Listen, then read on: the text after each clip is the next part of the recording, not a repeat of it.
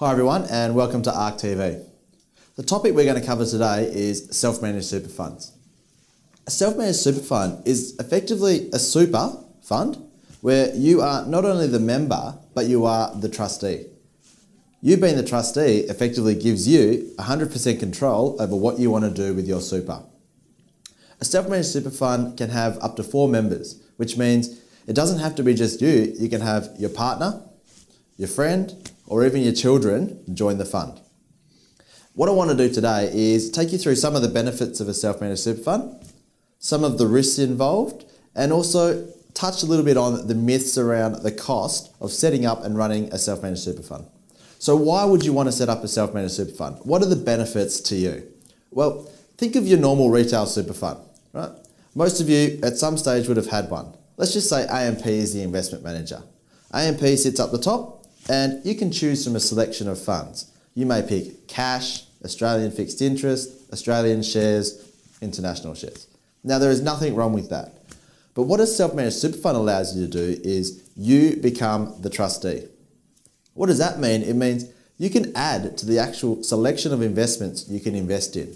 So for example, not only can you invest in everything you can through AMP, you can invest in direct property, installment warrants. If you really want to, you can invest in artwork. Because you are the trustee, you set the guidelines and you get to choose what you want to invest in. Why is this beneficial? Well, it gives you control and it gives you flexibility. And we know that with investing, the more flexibility you have, it means you can take alternative paths depending on where the market is. The second benefit of a self-managed super fund is leverage. Now, there's a separate video that explains leverage and property in more detail. But in short, the ability to leverage allows you to increase your asset base.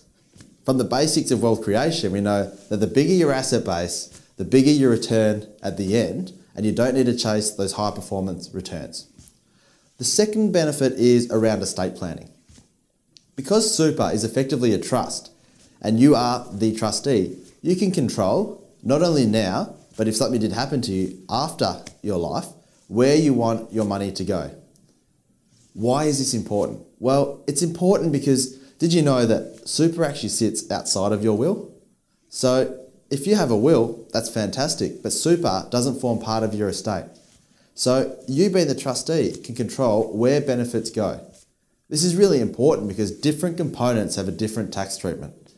The last thing you want is all of your hard-earned life savings going to a dependent, but you get taxed at 30% along the way.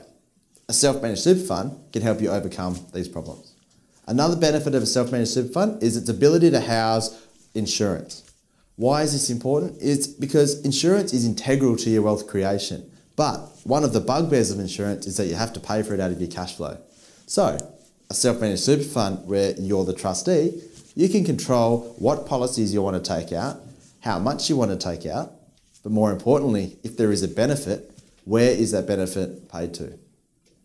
Now, a self-managed super fund will suit different people in different ways. What may be beneficial for one person, i.e. leverage, may not be beneficial to another one who is, for example, in pension mode and wanting to draw down their income tax effectively.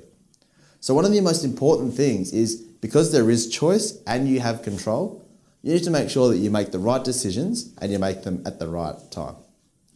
So what are the risks? Well, as I touched on before, because you have so much control and so much choice, there is the risk that you may get it wrong, or even worse, you may actually break the legislation. Now, what is essential with a self-managed super fund is it has to have a trust deed and an investment strategy. The trust deed and investment strategy are effectively your guidelines for investing. It's what the ATO look at when they're deciding whether or not you have gone outside the rules of the super environment. So if you get it wrong, the penalties can be severe and that you can actually lose up to half of your fund in monetary penalties. The second risk around complexity is that you may actually miss a perfect opportunity because there is just so much legislation, there are so many rules out there, it is hard to keep abreast of all of it. This is where it's really crucially important that you get qualified financial advice on a self-managed super fund.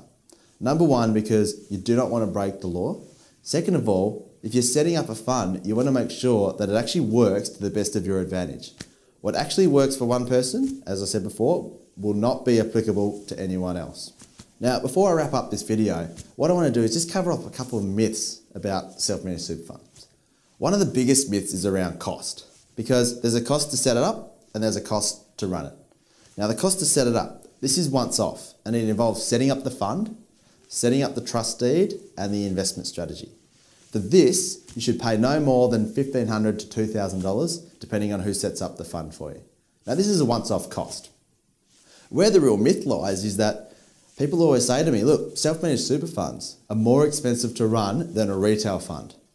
Well, yes, they can be, but if you look at the numbers, let's say, for example, you have a retail fund that has $300,000 sitting in there.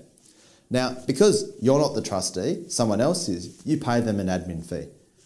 Across the board, this is roughly around about 1%. So you're paying $3,000 a year in your statement that you can see for an accounting and admin function. Absolutely nothing wrong with that.